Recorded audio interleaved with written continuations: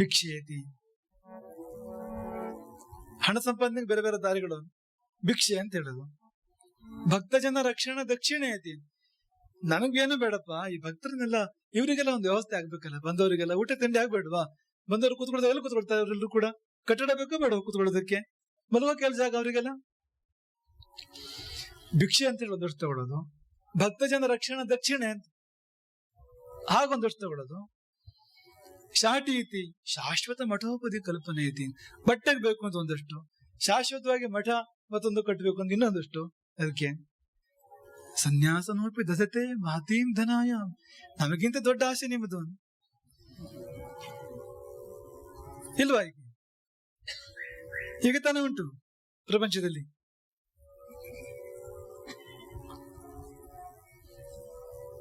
ಅದಕ್ಕೆ ಸನ್ಯಾಸ ಉತ್ತರ ಕೊಡ್ತು. ಉಳಿದ ವಿಷಯಗಳ ಬಗ್ಗೆ ಮಾತಾಡೋದಿಲ್ಲಪ್ಪ, ಬರೇ ಭಿಕ್ಷೆ ಬಗ್ಗೆ ಮಾತ್ರ ಉತ್ತರ ಕೊಡ್ತೇನೆ.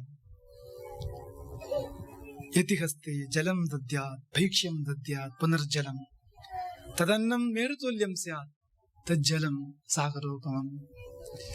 ಏನ್ ಕೊಟ್ಟೆಪ್ಪ ನನಗೆ ನೀನು? ನಿಜವಾಗಿಯೂ ಹಣ ಕೊಟ್ಟೆ, ಅಡಿಗೆ ಮಾಡಿಸಿದೆ, ನೀನೇ ಊಟ ಮಾಡಿದೆ. ಮಠ ಕಟ್ಟಿದೆ, ನೀನೇ ಬಂದು ವಾಸ ಮಾಡಿದೆ, ನಿನಗೆ ನೆರಳಾಯ್ತು. ಊಟ ಕೊಟ್ಟಿರ್ಬೋದು, ಬಟ್ಟೆ ಕೊಟ್ಟಿರ್ಬೋದು.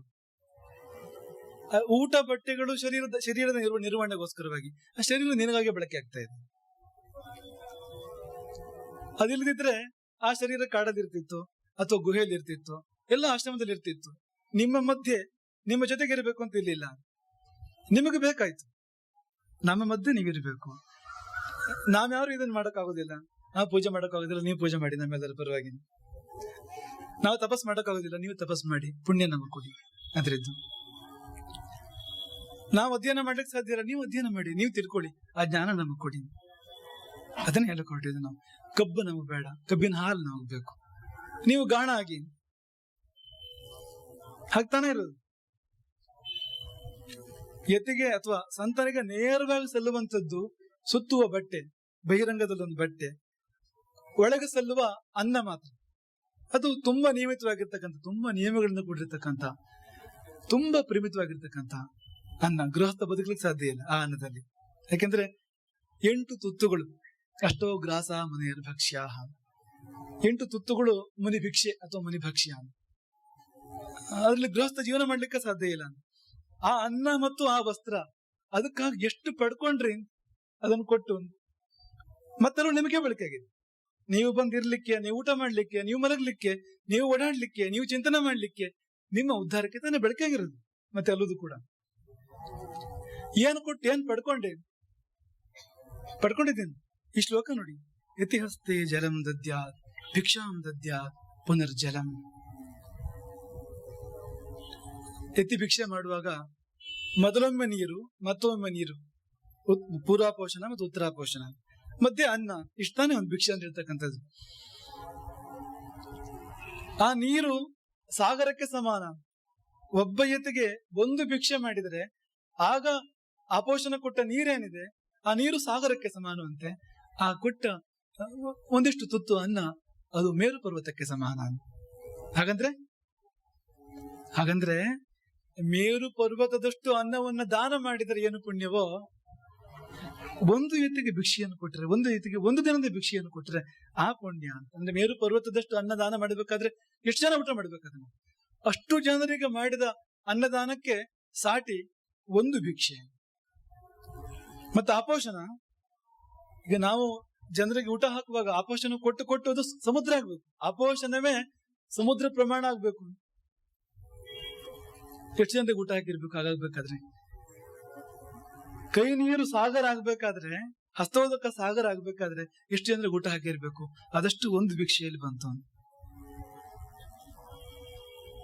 ಏನ್ ಕೊಟ್ಟೆ, ಏನ್ ತಗೊಂಡಿ? ಭಿಕ್ಷೆ ಇಲ್ಲಿ, ತೃಪ್ತಿ ಅಲ್ಲಿ. ಆ ಭಿಕ್ಷೆಯ ಮಂತ್ರ ಎಷ್ಟು ಅದ್ಭುತ.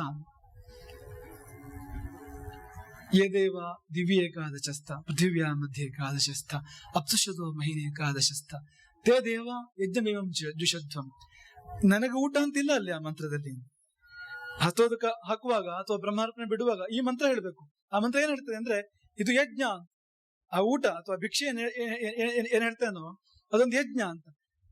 ಅದು ಹವಿಸ್ಸು ಯಾರಿಗೆ ಸಲ್ಲುತ್ತದೆ ಅಂದ್ರೆ ದಿವ್ಯ ದೇವತೆಗಳಿಗೆ, ಭುವಿಯ ದೇವತೆಗಳಿಗೆ, ಜಲದ ದೇವತೆಗಳಿಗೆ, ಇಡೀ ಪ್ರಪಂಚದ ಸಕಲ ದೈವಿ ಶಕ್ತಿಗಳಿಗೆ ಇದು ಸಲ್ಲಲಿ ಅಂತ ನಾವು ಕೊಡ್ತಕ್ಕಂಥದ್ದು, ನಾವು ನೀರು ಬಿಡ್ತಕ್ಕಂಥದ್ದು ಅಂದ್ರೆ ಸಂಧಿದಲ್ಲಿಗೆ. ಮತ್ತೆ ಅಷ್ಟು ಪುಣ್ಯ ಹೇಗೆ ಬಂತು ಅಂದ್ರೆ ಯತಿಗೆ ಪುಣ್ಯ ಬೇಡ ಪಾಪವೂ ಬೇಡ. ಶಂಕರಾಚಾರ್ಯ ಹೇಳ್ತಾರೆ ಪುಣ್ಯ ಅಪುಣ್ಯ ವಿವರ್ಜಿತ ಪಂಥ. ಈ ಕಡೆ ಸ್ವರ್ಗದ್ದಾರಿ, ಈ ಕಡೆ ನರಕದ್ದಾರಿ ಅಂದ್ರೆ ಅವನು ಮಧ್ಯೆ ಹೋಗ್ತಾನಂತೆ, ಮಧ್ಯಸ್ಥ.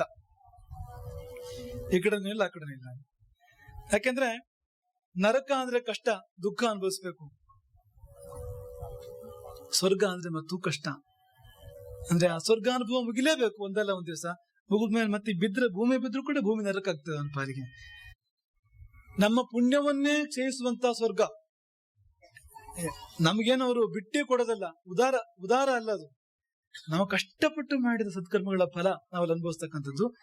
ಒಂದೊಂದು ಕ್ಷಣ ಅಲ್ಲಿದ್ದಾಗ ಕೂಡ ನಮ್ಮ ಪುಣ್ಯ ಕ್ಷಯಿಸ್ತಾ ಇರ್ತದೆ, ಬ್ಯಾಂಕ್ ಬ್ಯಾಲೆನ್ಸ್ ಖಾಲಿ ಆಗ್ತಾ ಇರ್ತದೆ. ಅದು ನಿಲ್ಲಂತ ತಕ್ಷಣ ನಿಲ್ಬೇಡ ಹೋಗು ಅಂತ ಹೇಳ್ತಾನ ಇಂದ್ರ ಪಥಭೂಮಿ. ಹಾಗಾಗಿ ಎರಡನ್ನೂ ಸನ್ಯಾಸಿ ಅಥವಾ ಎತ್ತಿ ನೆಚ್ಚುವವನಲ್ಲ, ನನಗೆ ಪುಣ್ಯವೂ ಬೇಡ ಪಾಪವೂ ಬೇಡ. ಹಾಗಾದ್ರೆ ಪುಣ್ಯ ಪಾಪಗಳು ಏನಾದವು ಎತ್ತಿ ಮುಕ್ತಿಗೆ ಹೋದಾಗ ಅಂತಂದ್ರೆ ಅದಕ್ಕೆ ತುಂಬಾ ದೊಡ್ಡ ಮಾತನ್ನು ಹೇಳ್ತಾರೆ ಬಲ್ಲವರು. ಯಾರು ಪ್ರೀತಿಸಿದ್ರೋ ಅವರಿಗೆ ಆ ಪುಣ್ಯದ ರಾಶಿ ಅಂತ, ಯಾರು ದ್ವೇಷಿಸಿದ್ರೋ ಅವರಿಗೆ ಆ ಪಾಪದ ರಾಶಿ ಅಂತ. ಅಂದ್ರೆ ಯಾವುದೇ ಜೀವಕ್ಕೂ ಕೂಡ ಒಂದು ಹಿಸ್ಟ್ರಿ ಇರ್ತದೆ, ಅದಕ್ಕೊಂದು ಅದೆಷ್ಟೋ ಏನೋ ಒಳ್ಳೇದು ಕೆಟ್ಟದ್ದು ಸಂಚಯ ಆಗಿರ್ತದೆ ಅಂತ. ಪ್ರೀತಿಸಿದವರಿಗೆ ಪುಣ್ಯದ ರಾಶಿಯನ್ನು ಬಿಟ್ಟು ಹೋಗ್ತಾರೆ, ಅವರು ಕೊಟ್ಟು ಹೋಗ್ತಾರೆ ಅಂತ. ಅಲ್ಲಿಂದ ಬರೋದು ಸದನ್ನಂ ಮೇರುತುಲ್ಯಂ ಸ್ಯಾತ್ ತಜ್ಜಲಂ ಸಾಗರೋಪಮಂ. ಅಂದ್ರೆ ಪುಣ್ಯದ ದೊಡ್ಡ ಭಂಡಾರವನ್ನು ಬಿಟ್ಟುಕೊಟ್ಟು, ಅಂದ್ರೆ ಎಷ್ಟೋ ಕಾಲ ಎಷ್ಟೋ ಪುಣ್ಯ ಕರ್ಮಗಳನ್ನು ಮಾಡಿ ಬಂದ ಫಲವನ್ನು ಬಿಟ್ಟುಕೊಟ್ಟು, ಅದು ಶಾಶ್ವತ. ಅದು ಇಂಥ ಕೋಟಿ ಕೋಟಿ ಕಾಲ ಅನ್ನ ತಿನ್ಲಿಕ್ಕೆ ತೃಪ್ತಿ ಪಡ್ಲಿಕ್ಕೆ ಕಾರಣ ಆಗ್ತದೆ ಕೊಟ್ಟವನಿಗೆ. ಅದನ್ನು ಕೊಟ್ಟು ಪಡ್ಕೊಂಡಿದ್ದೀನಿ ಅಂದ್ರೆ ಸಂಜೆ ಹಸಿವಾಗಂಥದ್ದು, ಆಗ್ಲೂ ಹೊಟ್ಟೆ ತುಂಬದೇ ಇರತಕ್ಕಂಥದ್ದು, ಸಾಯಂಕಾಲ ಹಸಿವಾಗ್ತಕ್ಕಂಥದ್ದು. ಹಾಗಾಗಿ ಇಷ್ಟು ಕೊಟ್ಟು ಎಷ್ಟು ಮಾತಾಡ್ತೀಯ? ಕೊಟ್ಟಿದ್ರು ನೀನೇ ತಿಂದು ನೀನೇ ತಗೊಂಡು ಕೊಟ್ಟಿದ್ರಲ್ಲ ದೊಡ್ಡ ಪಾಲನ್ನ, ಒಂದಿಷ್ಟು ಮಾತ್ರ ಚೂರೇ ಚೂರು ಮಾತ್ರ ಉಳಿಸಿ ಅದನ್ನು ಕೂಡ ಬಳಸ್ಕೊಂಡು ನೀನೆ ಮತ್ತೆಷ್ಟು ಮಾತಾಡ್ತೀಯ? ಆಮೇಲೆ ಸನ್ಯಾಸ ಕೇಳಿದ್ರೆ ಏನ್ ಉತ್ತರ?